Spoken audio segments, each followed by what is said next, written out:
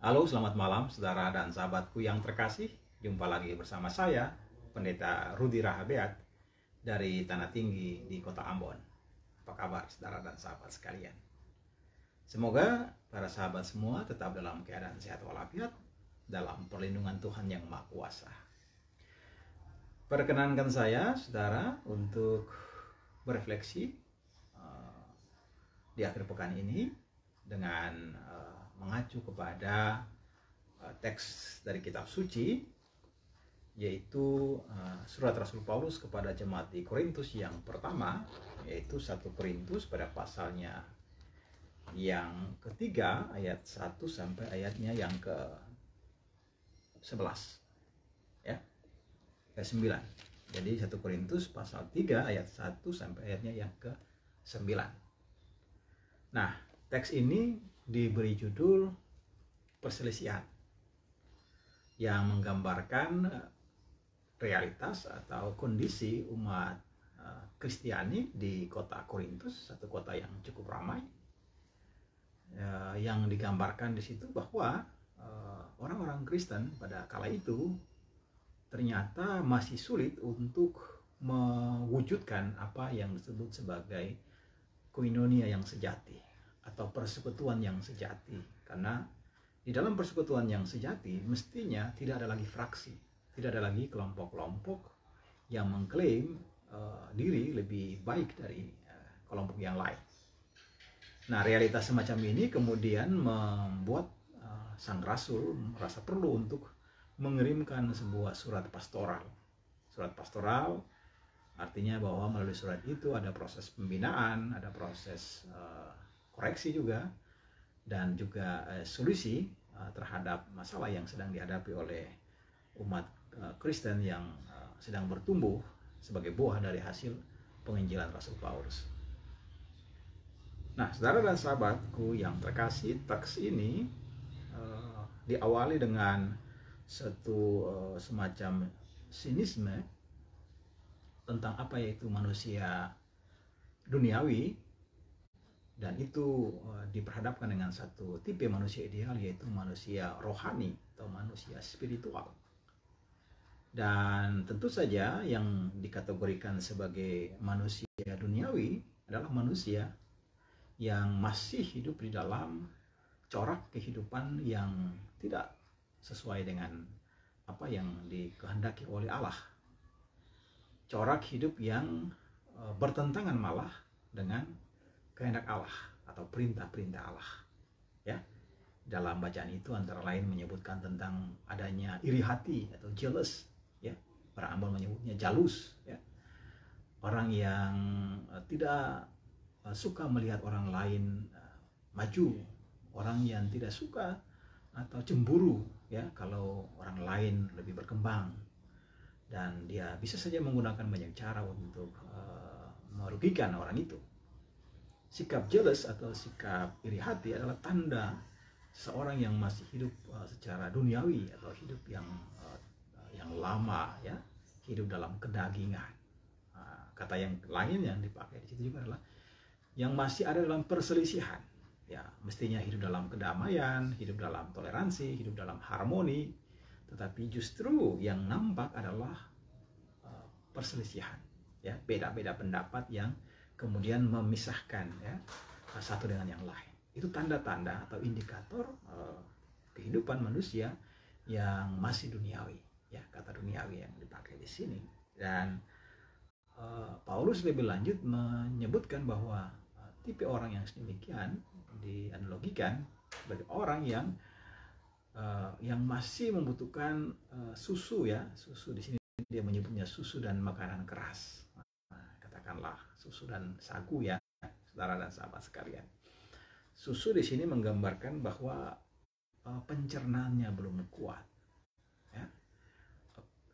Kepribadiannya masih rapuh, dan oleh karena itu dia belum bisa mendapatkan satu kondisi yang lebih stabil, dan oleh karena itu, ya, analoginya dia masih menjadi kekristenan susu, kekristenan yang masih lemah, kekristenan yang bahkan juga di bawah rata-rata.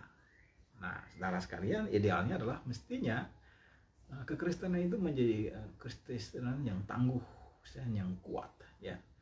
Makanan keras dimaksudkan di sini adalah satu daya tahan, satu spiritualitas yang kokoh, ya, yang dewasa, ya, sehingga tidak mudah menjadi lemah, tidak kemudian kompromi dan lain sebagainya. Dan itu dijelaskan dalam teks ini tentang kamu harus masih perlu diberi susu dan belum bisa makan makanan keras. Nah, saudara dan sahabatku yang terkasih, perselisihan-perselisihan yang terjadi dalam komunitas Kristiani di Korintus, salah satunya dipicu oleh adanya fraksi-fraksi, kelompok-kelompok yang ada di jemaat itu. Ya, di sini disebutkan bahwa ada yang mengklaim aku dari golongan Paulus, kemudian ada dari golongan Apolos, ya, juga seorang rasul atau seorang misionaris.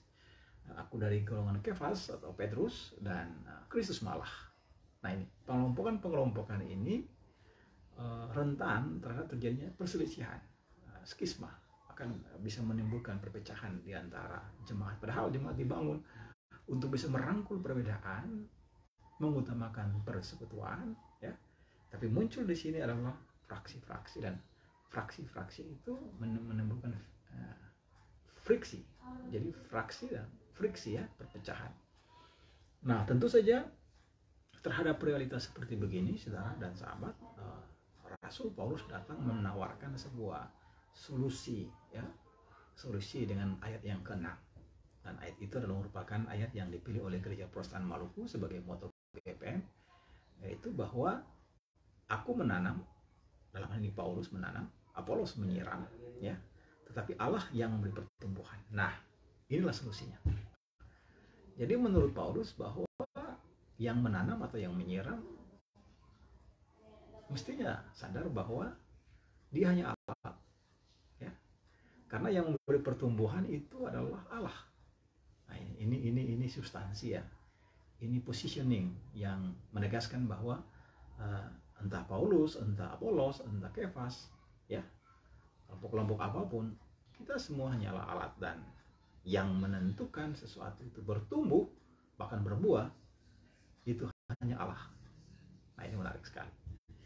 Itu menunjukkan bahwa memang kita harus tahu diri, kita harus sadar diri bahwa siapa kita.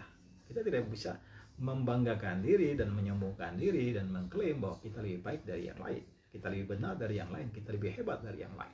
Tidak begitu. Justru kita harus menyadari bahwa kita mengerjakan bagian kita. Selebihnya nanti Allah yang menyempurnakan apa yang kita kerjakan. Nah, saudara dan sahabatku yang terkasih, Rasul Paulus dalam teks ini juga mengingatkan kita bahwa penting sekali adanya pertumbuhan, ya. Kadang-kadang kita harus membedakan pertambahan dan pertumbuhan. Ada banyak hal bisa bertambah, tapi belum tentu bertumbuh. Growth.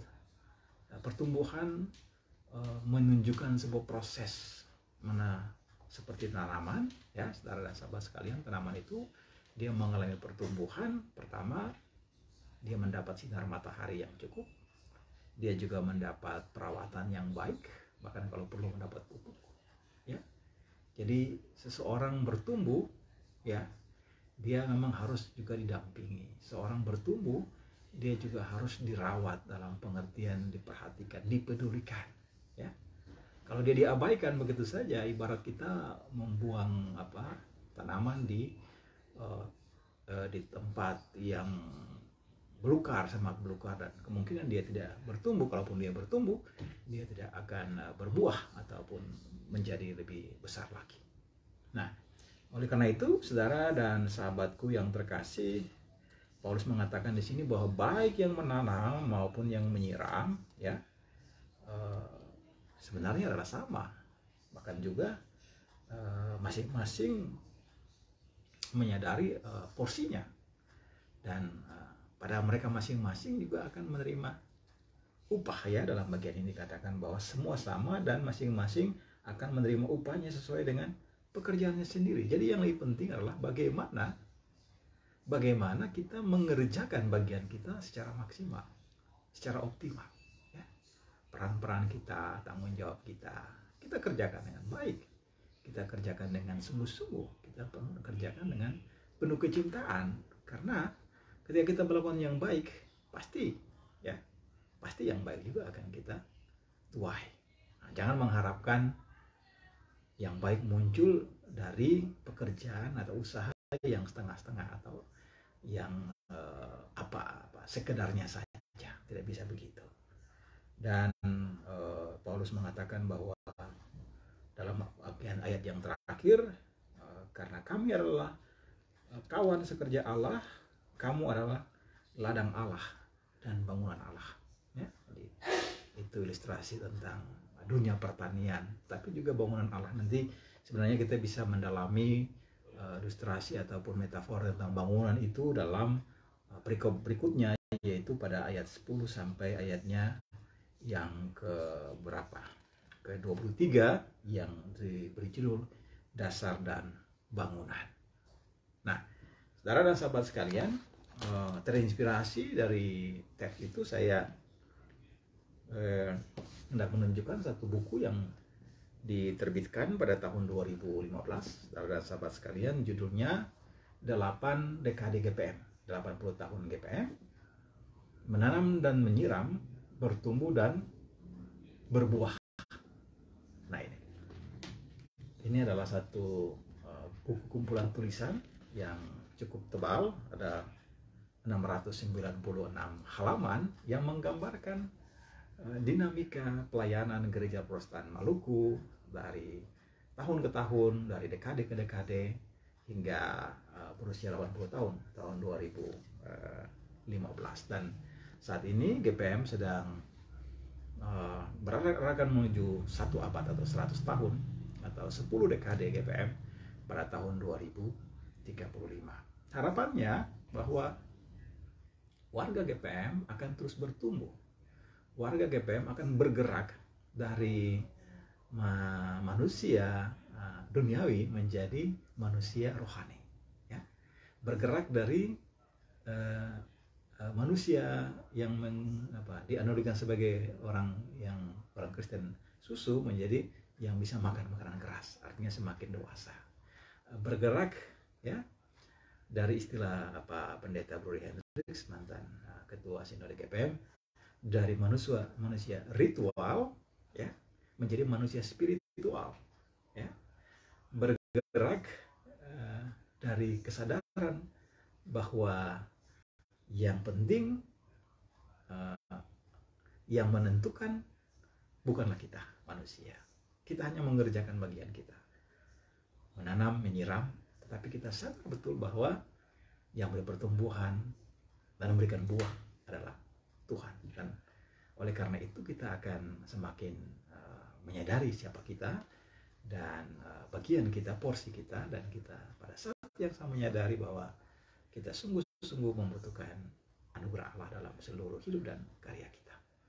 Semoga saudara dan sahabat sekalian, kita terus membangun hidup bersama yang baik, hindari perselisihan, pertengkaran yang sia-sia, baik di antara gereja, di dalam keluarga, antar agama, antar suku, antar bangsa.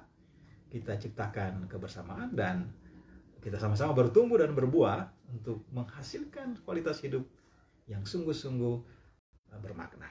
Terima kasih saudaraku, sampai jumpa lagi. Tuhan memberkati.